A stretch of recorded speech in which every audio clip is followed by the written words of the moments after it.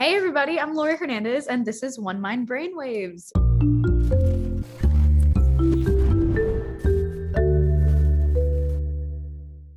We've seen a number of high-profile athletes in the news recently, shining a spotlight on mental health issues. Going for gold is not without its psychological and emotional challenges.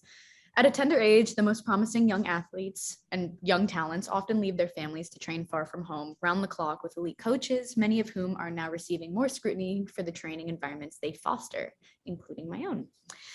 Add to that the pressures of maintaining top physique in a body that's still growing and changing, performing through the pain of injury, and the pressure simply to win no matter what.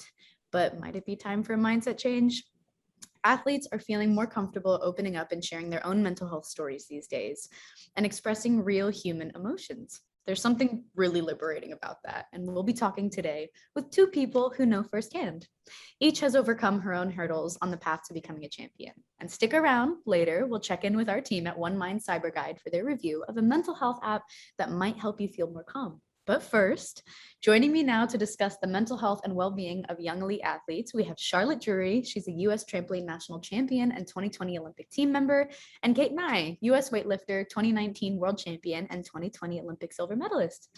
Viewers, feel free to post questions or comments for our guests at any time. Kate and Charlotte, welcome to Brainwaves. Thanks for having us. Thank you. Yeah.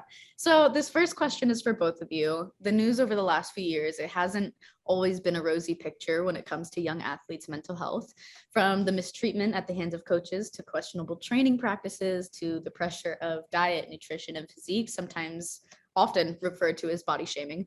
What kind of a toll do these experiences take on the mental and emotional health of young athletes, particularly in young female athletes? Yeah, so I was a gymnast for 11 years before ever being a weightlifter. So I was a gymnast for much longer than I'm even a weightlifter now, career-wise.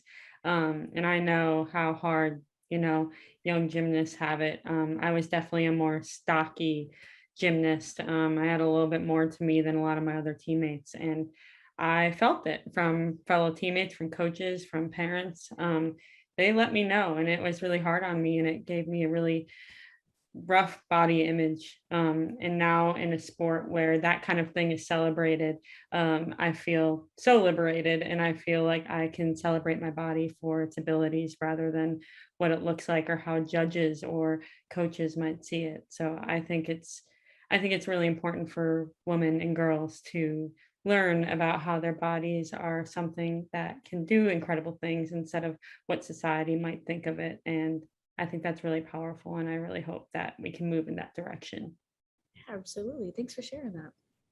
Yeah, I 1000% agree with everything that Kate just said.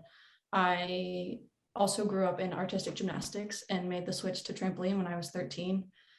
And trampoline's just the same, we wear leotards, we have to emphasize our physique, we want long, elegant, beautiful lines. And I think as I got older and I started to compete on the world stage, I felt that pressure to be as thin as possible. And the emphasis was on how I looked and not how I performed.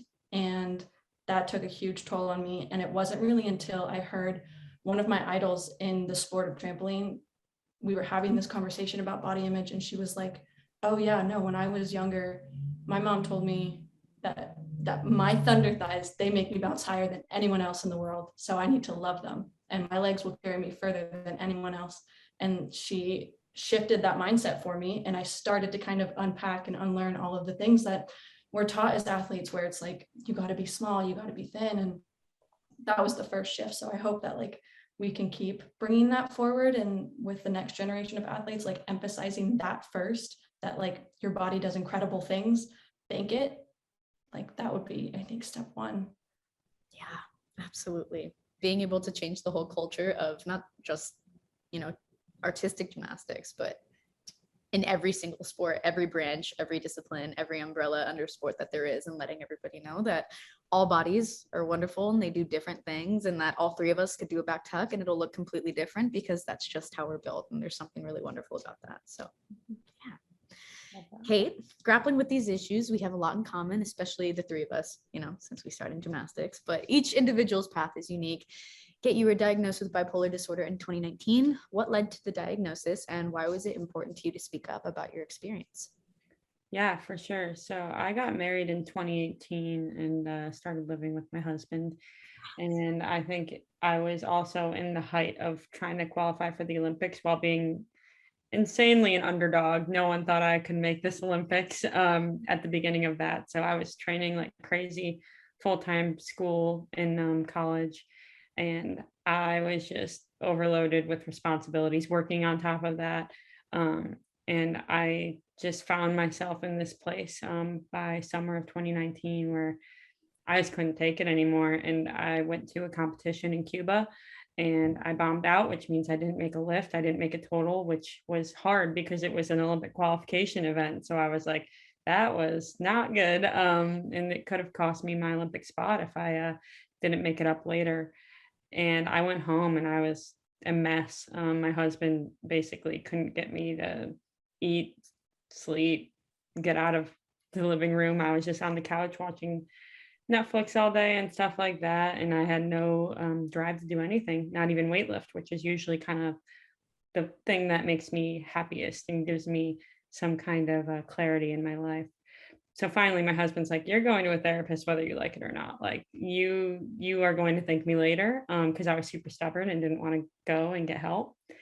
And as soon as I went there, they were asking me about some things, and I mentioned about how I don't sleep much. I would sleep like 3 hours a night and I'd be fine. I was able to compete at an international level. And they were like, that's not normal. And I'm like, no, like some people just don't need that much sleep. It's fine. And they were like, yeah, no. So I did some testing and I was basically undeniably bipolar. And it was very hard for me to accept, but that's what came of it. I thought I was just depressed, honestly, and I didn't realize what manic episodes looked like. And yeah, it was just a crazy thing to realize that those spurts of extreme happiness and this like sense of belief in myself was so high at certain times, and I wouldn't sleep and I would be able to do 1,000 things at once and be able to handle it, but it would ultimately lead to some serious depressive episodes as well. So finding that out was liberating as well, because I finally knew what was going on and how I could move forward from it. Yeah, I can't imagine, like, what was that like, trying to maintain a grueling training regimen and weather the pressures of competing internationally at an Olympic level while at the same time attending to your mental health in the way that you needed to? Because in one, of course, the mental health is the guide rails, it's the train tracks to life, and then you're also training for something that's like at the peak of the career. That's a really heavy thing to juggle. What was that like? Yeah, I mean, undiagnosed, when I was manic, I feel like it was almost in my favor because I had this mentality that I could overtake anything. And it was great. And I had this like insane confidence in myself. And I was able to do school, work, weightlifting, and my marriage all at once. I was able to juggle that. But the flip side of that is it would lead to these insane lows, and it would make my lows feel lower and I wouldn't be able to do anything. And everything that I had built up felt like it would be crashing down. So that was really difficult. So when I got a diagnosis, I was so scared and honestly ashamed. Like I really had this bad connotation with bipolar disorder. I had this stigma surrounding it myself. And I was really scared because I was like, what does this mean for me? But ultimately, it gave me the freedom to find balance in my life and figure out how I can move forward and live a more mentally healthy lifestyle. So it all paid off in the end. It was just really scary at the time, and now I know what my manic and depressive episodes look like and how I can tackle them. Yeah. Was it nerve-wracking to share that with the world, or was it something that you wanted to kind of hang on and hide for a bit until you were comfortable? After the initial shock, I basically knew I was going to share it with my following because I have a very awesome following and they're so loyal to me and so supportive. And I just felt like I owed it to them to be transparent about this journey, and in hoping I could, share my journey, I could help other people maybe find help or figure out that, bipolar disorder isn't as uncommon as it may seem. And luckily, I've been able to do that. I've had people DM me and say, I have bipolar disorder, and I've never seen a professional athlete come out and say that they had it before, and it gives me hope. Or, I've had a mom DM me and say, hey, my daughter has bipolar disorder and you made her cry because she was so happy that someone, that she looks up to was open about it like that. So, you know, like those little stories made it so worth it. And I had a few comments that were less than kind about it. But you know what? You can't do anything without getting criticized. And honestly, the response has been overwhelmingly positive. So those little negative comments, I mean, yeah, it might suck to see, and people think that it's a choice to have this, or I'm trying to gain sympathy or whatever. Um, that's fine. The people are going to say what they want to say, but if I can make one person's life a little easier by sharing my story, I'm going to do that. So it's been 1,000% worth it. Well, I'm sure you've changed many lives just by sharing it. So thank you for sharing it with us.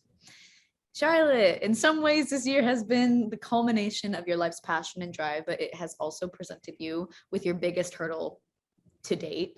Right before the Olympic trials, you had a life-changing diagnosis of your own. Tell us about it. Yeah. So in March of 2021, so we had been training through a pandemic for a year and trying to push through and get ready for Olympic trials. And I remember going to a national team training camp and realizing how far behind I had fallen, and knowing that I had been working so hard. I came home and I was just like, something's wrong with me. Like, something is truly wrong with me. So I went to my doctor and I got my blood work done. And then she called me that night and was like, you have type 1 diabetes.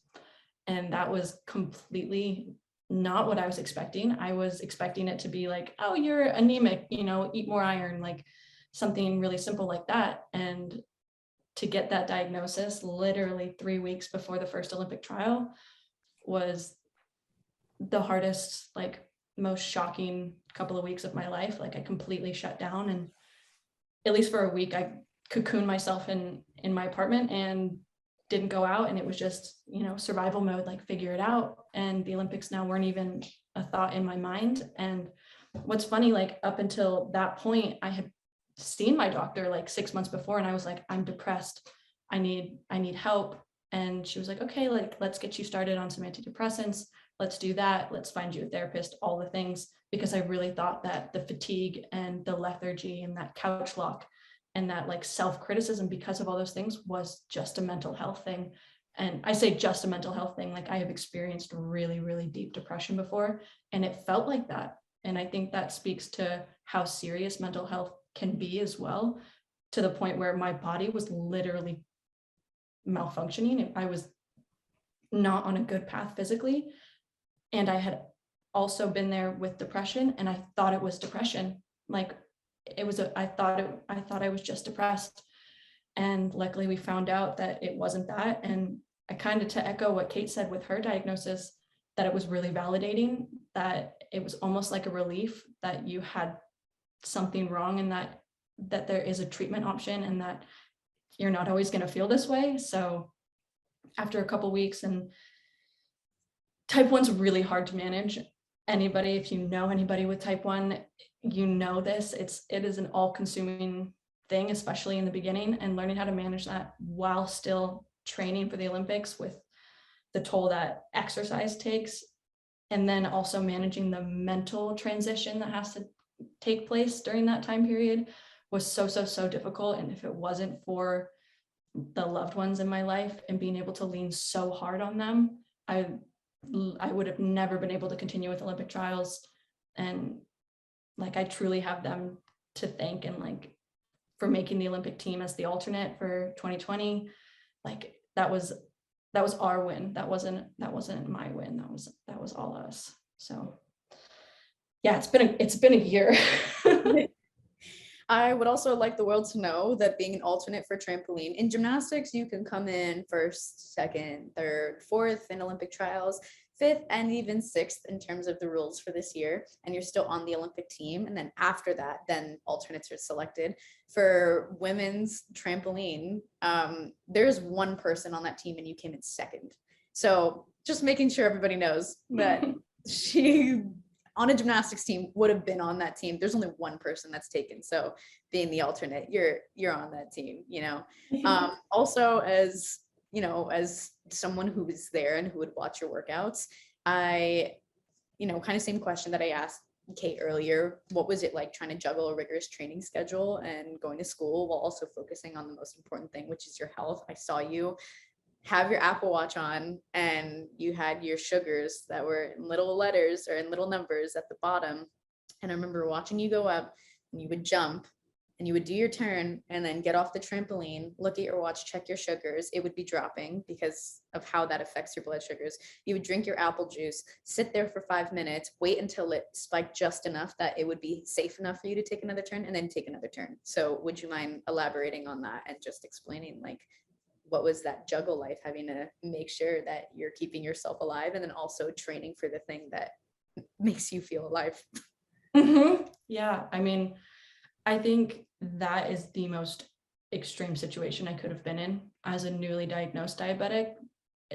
Literally, it is well known that working out is very difficult as a diabetic, and then throw on training for the Olympics and then saying that I have a month to figure this out. Like, that is like as extreme as it can get. But yeah, like you said, I had my Apple Watch on, I would check it, and suddenly like training used to be the place where I could come and the rest of the world was gone. I got to focus down and just be here, just work out physically, and my mind would follow, and I felt like nothing else mattered. I could just bounce and I could be free and I could fly and I could be focused on this goal. And throw in type 1, that is constantly running in the back of my mind, like unavoidably so. I'm in the air and I'm like, my watch will vibrate a little bit, like telling me that I have an alert. And I'd literally be 20, 30 feet in the air and I'd be like, what's wrong? Like, what is it? And it was something that I had to figure out how to manage. And as we kind of moved forward, I would kind of take the Apple Watch off and I would give it to you, or I would give it to my coach to wear. And I would say, if I get below this number, you can tell me. Otherwise, I don't want to know. Like, just you get to help me deal with this. Like, we're going to hold this together. We're going to get through this together. And like, we did that all the way to competitions. Like, my coach, Logan Dooley, who was one of the biggest supports in this entire journey, he would wear my watch during competition because it's directly connected. We should probably explain this. This is important. I wear a continuous glucose monitor, which kind of like sits on right under the skin, and it's just a little like patch that I wear, and it Bluetooth connects to my phone, which Bluetooth connects to my Apple Watch. So I get every 5 minutes, I get a new reading of what my blood sugar is, which is so helpful, but also constantly intruding on what I'm thinking about. But it ended up being like during training and during competition, Logan would wear my watch and he would monitor it for me, and I could trust that he had my back and he was going to help keep me safe. And it worked. Like, it shared the burden and it shared the anxiety. And I knew that I was going to be okay because we had everything that we needed. We had a backpack of apple juice and a backpack of insulin, and we were going to figure it out together. And I think just from a mental health perspective, having somebody on your team or a group of people on your team like that you know you can count on, and that is going to show up unapologetically with no agenda for you, is one of the most comforting, wonderful things. And like, I am forever grateful for my support system, and especially in that couple of months. Thank you for sharing that.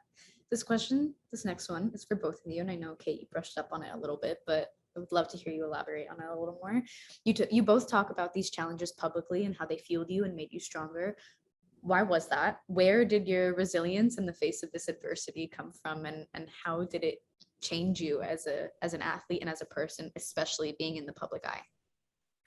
Yeah, I think that more than anything, I don't know if it's truly resilience, is more than you just kind of have to do what you got to do if you want to go after your dreams. And yeah, you can be mentally tough about it, and you can think about it in like a way like, oh, I'm being a hero by doing this. But really, I just did what I had to do to be mentally and physically healthy, to do what I love. And that is school and weightlifting and, maintaining, a great relationship with my husband. You just have the things that drive you in life. And for everyone, that's going to look a little different. And for me, I mean, I don't care how sad I was or how much I didn't want to do things some days. I figured it out, and I took care of myself so that I could do that in a healthy way. So that's really about it for me. Yeah, I think the same for me too. Like, when you said I don't know if it's resilience as much of I don't have a choice. It's figure this out and move on and live my life. And like like when you're faced with a diagnosis, whether that's type 1 or bipolar disorder, you just have to figure it out because it is your life and you have this one life. And whether or not you choose to share that with the world or not, I think is a really brave choice both ways, to keep it close to you and keep your story sacred to yourself, or to share it and hope that some people find comfort or inspiration in it. I think both are very brave choices. And like you said, you figure it out because we have to. Guest reminder for today, we're talking today about mental health and well-being of young elite athletes with Kate Nye, US weightlifter, 2019 world champion and 2020 Olympic silver medalist, and Charlotte Drury, US Trampoline National Champion and 2020 Olympic team member. Viewers, don't forget, we want to hear from you. Feel free to post questions, comments, or thoughts for our guests at any time. And if you know anyone who can benefit from today's program, please share this webcast with them. Another question for both of you: to one extent or another, athletes experienced a pause just like everyone else during the early days of the pandemic, many taking a longer break from training than they ever had before, then performing under conditions no one had ever imagined previously. What do you both think was the psychological impact of COVID and the pandemic? What do you think about that? Has there been any reevaluation about the nature of success, athletic or otherwise? Just tell me about that, because I know for me, that was hell. So, yeah, I'll let Charlotte basically take the reins on this, because as a weightlifter, I was a remote athlete and I was training in my garage before the pandemic. So that was just kind of my lifestyle and kind of the only way I knew in my sport, because a lot of us weightlifters don't have the luxury of being with our coaches full time. So I thankfully was able to continue my lifting as usual. Not much felt different for me. The isolation socially was hard, but I'll let Charlotte talk more about, I'm sure you had to take time away from the gym, which I did not. So I'd love to hear more about that. Yeah, it was really genuinely very, very tough for me. I am somebody that leans on my teammates heavily for motivation and for support. And I did have to take some time out of the gym. But in the beginning of the pandemic, when everything was first shut down, the Olympics hadn't been postponed yet. So everything was still like full steam ahead. And we had to get really creative on figuring out how I could get into a gym. And it ended up being that Logan and I just went in by ourselves, and it was just him and I in an empty gym for a couple hours every single day. And when I started to like physically see a decline in training after a couple of months of that, I was like, it's because you're training by yourself. You don't do well in isolation. You need your teammates. And it made perfect sense. Like I had no idea something physically was actually going on. But again, like, I don't know how you could do that, Kate, training by yourself, like without a coach. I mean, if Logan wasn't there every day to say like, okay, you have 3 routines, let's go, I wouldn't do them. It's just like with weightlifting, it's one of those sports, like I know what it's like to be a gymnast, and there's no way I could do what I do when I was a gymnast. But I'm also a more mature athlete now. I didn't start weightlifting until I was like 16 or 17. Mm-hmm. So I was already an adult, and I made the conscious choice to be a weightlifter. And I had these dreams, and kind of like we said earlier, you find a way. And when there's not really any weightlifting gyms in your area, you do it yourself and you figure it out. And, you know, you find the coaches that, you know, are going to take you there, even if they're thousands of miles away. Well, not thousands, maybe thousands. I don't know how far away Georgia is, but it's far. Okay. So you just figure it out, and you go on FaceTime, you send videos, you get feedback, you do what you got to do. I mean, that's so powerful to me, because also what you said, like you were 16 when you started weightlifting, you made the conscious decision to do this sport. Mm-hmm. And I think like we can all relate to just starting gymnastics before we could even form a memory. Yeah. Like, yeah. It's your whole identity. You just do it because you do it. And some people continue to have that passion, and some like me did not. And I had to find that passion, and that was in weightlifting. So yeah. It's really cool. Mm-hmm. Yeah, I think what kind of, even though I know we kind of just covered it, but what kind of stress did the pandemic add to your Olympic experience? Like finally getting to the trials or getting within like that 1 month realm. I'm sure there's probably some self-reflection going on there, being like, this is a year later. This is different. What was that like for both of you? For me, I was all but qualified already when the pandemic hit. I basically had to show up to one more meet and just show up. I didn't have to do anything. I just had to weigh in. Um, so the pandemic postponing the Olympics for me was incredibly nerve-wracking because we didn't know what that meant. We were like, are they going to start over qualification? Are we just going to have like a traditional trials instead of the 7 competitions I've already competed at to qualify? So I was terrified that all my hard work was going to be thrown out the window. And, I was not in a great place at the beginning of 2021 mentally. I had switched coaches a few months before the Olympics, and I was barely at 90% of my best, which is not good for, where I was supposed to be at. So I was like, if there's a trials, I don't know if I'll make it. People are going to beat me. Thankfully, by the time the Olympics came around, I was in the best shape of my life. But I had so much anxiety. I was like, if all that was for nothing other than, just those competitions, I will be wrecked. And we had to sit there and wait. We didn't have a lot of transparency on the international level. USA Weightlifting tried their best to communicate what they knew, but it wasn't a lot. I wasn't convinced the Olympics were going to happen until I was in Tokyo, because there was rumors about how, I know the gymnastics team had some issues with a COVID exposure. And I was like, they're going to shut the whole thing down before I even get there. So that was a lot of anxiety, and I didn't feel completely secure about it happening until I was in my room in the athletes village. So it was hard, but you just work through it until you get there. And I'm thankful it all worked out.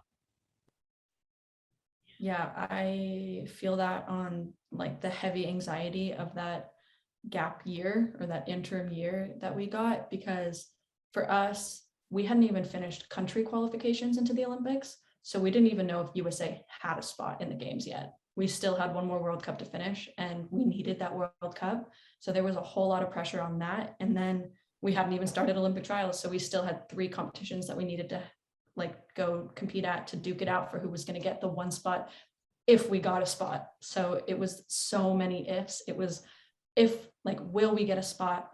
Will trials like go well? Will the Olympics even happen? Will it get canceled? Will it get pushed again? And then like just that mental stress on top of the physical stress of training and the physical stress of everything else was like so detrimental to my well-being as a whole that I contemplated just not doing it so many times. I was just like, this isn't worth it. It is just trampoline. It is just the Olympics.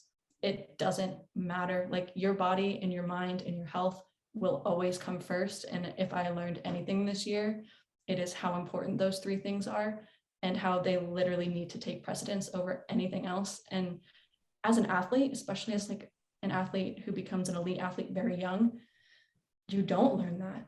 You are taught like it is all about the result. You compete, you're sick, doesn't matter. You're going to compete, you're going to do well. Like you're depressed, doesn't matter. You're going to come in and train every day. We don't really care. Like you have the like potential to be great.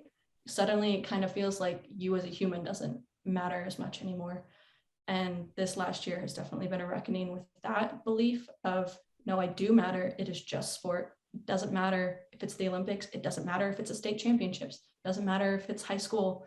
Like you must come first. I hope that gets ingrained in the culture moving forward. And I hope that young athletes are taught that and given the tools to believe that, because it's a different thing to know it and a different thing to believe it. But I also hope that it kind of trickles down from the coaching level and even from the federation level. I hope federations start valuing their athletes more as people. And that's my spiel. That's my soapbox. No, I love that, Charlotte, because I almost quit in February of this year. I was done. Same thing. Like I was in such a bad place, and it was either, I'm going to quit the sport altogether or throw a Hail Mary. And I'm thankful I threw the Hail Mary and switched coaches and, started training in Atlanta. But same thing. I was sitting there and I was broken mentally, physically. My back was injured at the time. And same thing. I was like, it's not worth it. It's really not, to feel this bad, and be pushing myself to the extent that I was. And something had to change. And sometimes you need to make those changes. You need to seek help. You need to go to a doctor. You need to take a step back and figure out your priorities. That's okay. And I'm totally with you, Charlotte, on that, because I was in the same exact spot. And thankfully we both figured it out and got great success from that. But sometimes you don't figure it out and you need to take a step back and figure out what's best for you as a human, because that always comes first. Yeah. And I think it's so important too, like to people listening, it's like, yeah, but it worked out. Like you figured it out, you pushed through, and you got that Olympic medal. I got that Olympic team spot. Like, I would have been just as proud of myself today had I quit. I would have been so proud of myself for saying, no, I put me first. And in that moment, I made the best decision that I could with the information that I had. And I'm proud of that. In that moment, though, I saw a path that I could take. I saw a way that I could do it. And I took that path without knowing the outcome or how it was going to work out. And I'm proud I took that path. But I think still, like, there is pride in quitting. Yeah, I totally agree. If it didn't work with my new coach, I mean, it was literally like, I'll see how this works, but I still want to quit. Thankfully, it worked out, but same thing. If I quit, like, that was going to be a decision I was going to have to live with, and I was going to be proud of myself for doing something and trying my best. If it doesn't work out, it doesn't work out. So I'm with you on that as well. A couple weeks ago, I did a podcast with Glennon Doyle and Abby Wambach, and they had asked about, like, what that was like for like Simone to make the decision to back out of team finals and not compete. And they were talking about that. And then they kind of asked me the same thing in a different way. And I remember saying how I was so angry with how the term quitting has such a negative connotation to it, because if I'm stopping something because I'm choosing my happiness elsewhere, that is not, oh, I'm a quitter, she's a quitter, whatever it is. That's not it at all. Quitting is liberation. It's freedom. Like, if you're realizing that you're not happy where you are, and it's actually hurting you to stay in that spot, to stop and to choose something else is the strongest thing that you could possibly do. And I hate that quitting is like, she quit. No, she chose something much, much better than this. So about that. Yeah. I heard something that it just really stuck with me. And it was, that saying that, like, failure is not an option. Just push failure from your mind at all times. And I read this quote and it was all inspirational. And then the last line of it was, and failure is an option. Failure is an option. It happens. It's all, like, that's, to me, so comforting. I don't know if I can, like, articulate exactly what that makes me feel, but it just makes me feel like, oh, I could fail and it'd be okay.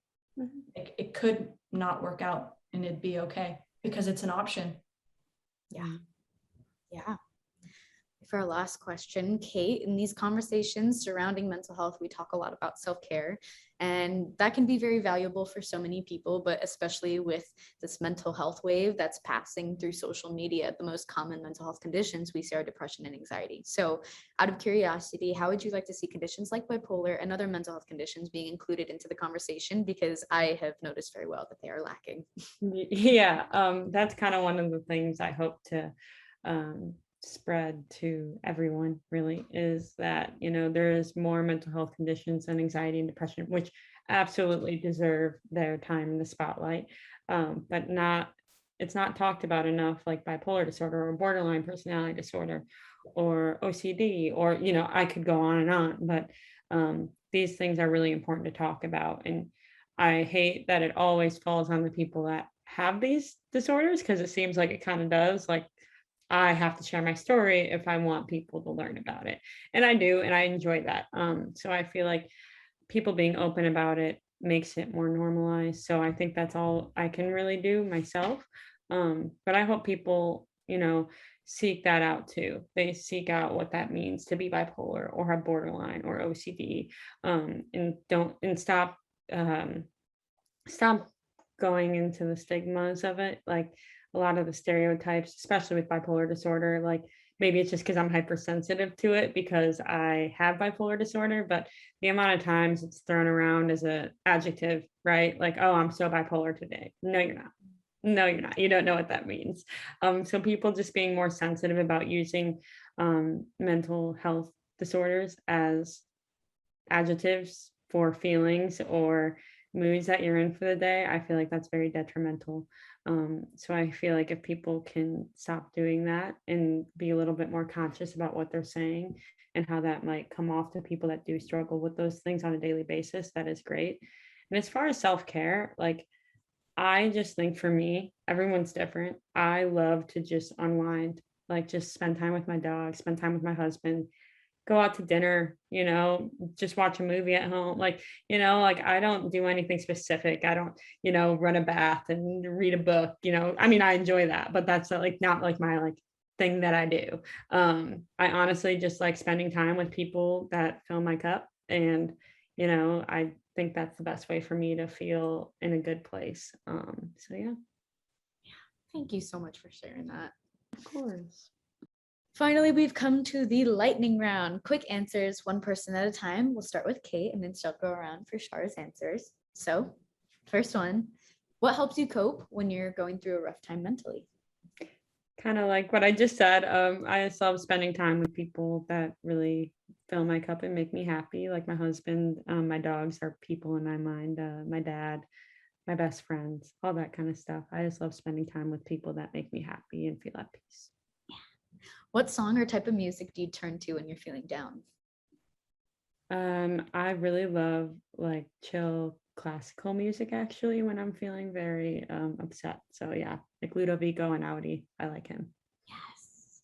A hobby or activity that helps you unwind and de-stress. I do like reading. Reading is nice, and cleaning. Cleaning makes me feel a little bit more organized and at peace. Yes. Okay, Shar, your turn. What helps you cope when you're going through a rough time mentally? Definitely people. I would say people and nature. What song or type of music do you turn to when you're feeling down? Also film scores and classical, just because the lack of words doesn't, I used to like want to listen to really sad music when I was feeling bad or just down, and it would feed that. And so I figured, okay, if I'm sad, I can listen to music with no words. Sounds like instrumental gives you a sec to like actually feel your feelings without like, Yes. Yeah, nice. Same. A hobby or activity that helps you unwind and de-stress. Definitely photography and traveling. I love driving. I know that sounds kind of weird, but I love just getting in my car and like going. And then if I bring my camera, I just jump out and take pictures of whatever I see. And for me, like photography is very much like an act of meditation. It's very present, like see what you're seeing, see it in a new light, like admire what you're seeing, create beauty out of everything that's in front of you. So that's kind of what I turn to. And what gives you hope? What gives me hope? Podcasts like this, where we talk about what's on our mind and what's in our mind. Just, I think reaching out, like everybody that has reached out gives me hope. Everybody that read my story and was like, I hear you, I support you, I'm with you. Like that gives me a lot of hope. And Kate, what gives you hope?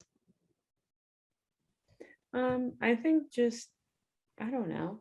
I think that my future gives me hope. Everyone else's future gives me hope. I really like looking to the future and, imagining what's possible. And, my imagination as far as that goes is very positive and inclusive for all people, regardless of physical or mental disabilities. So I really hope that we can get to a point where all of this is super normalized and the stigmas are gone and stereotypes aren't used anymore. And yeah, future gives me hope. Thank you both so much for joining the podcast. I had so much fun chatting with y'all today. You too. It was great. Thanks for having us. Feels like a chat with friends. Now we turn to our team at One Mind Cyber Guide for their thoughts on a popular app that just might help you feel more calm. Take it away, team.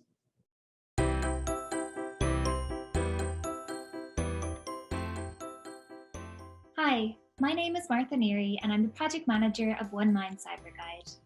At One Mind Cyber Guide, we provide advice and guidelines to people who are interested in using mental health apps. Mental health apps can be a great tool to add to your mental health toolkit.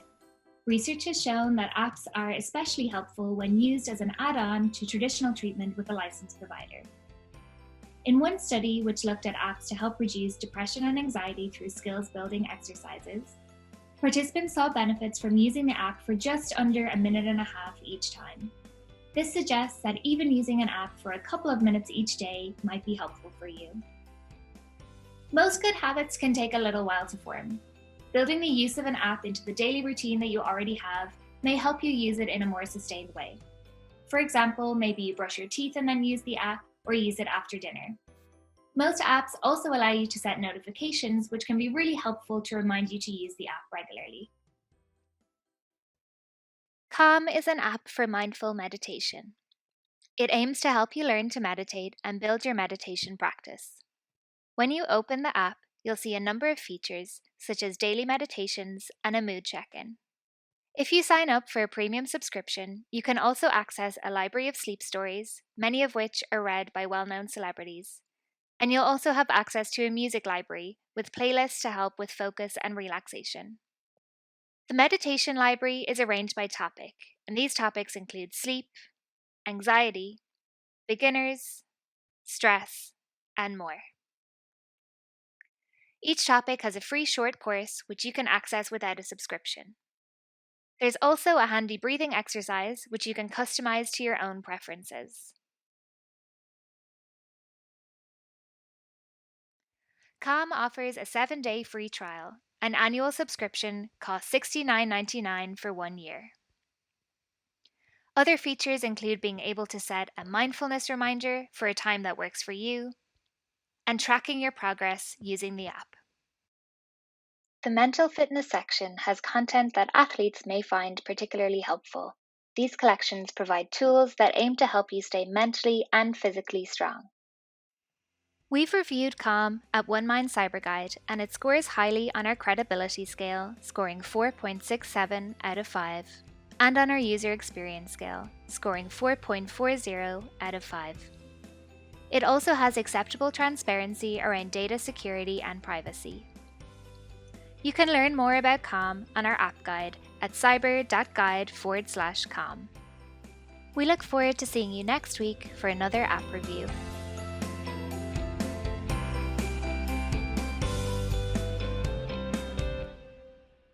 Thank you, Cyber Guide team. Thank you to Kate Nye and Charlotte Drury. Viewers, thank you too. Don't forget you can post questions and also check out all of our Brainwave episodes at onemind.org/brainwaves. Bye everyone. Have a great day. You're feeling anxious, afraid, alone. I haven't been able to see my family or my friends. Families that struggled to find mental health care before find it even harder now. I feel a lot of guilt in not being with my family. Are there solutions? Visit onemind.org, seeking the answers, bringing help to the front lines, accelerating brain health for all. Help us fund new treatments at onemind.org.